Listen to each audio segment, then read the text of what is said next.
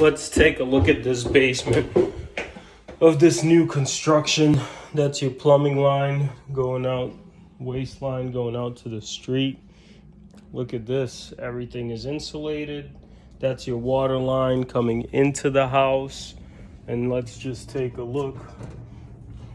All new electrical, 200 amp, nice big wire gauge. Look at that, spray foam insulation, right? This looks pretty good.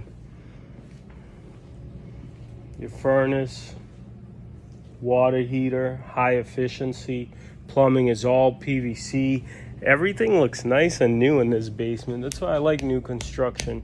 So, looks like nice cement-filled lally column, right?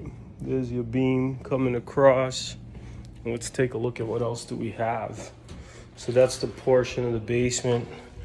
The garage. Don't want to lock myself in here. The garage. Let's see if these things work.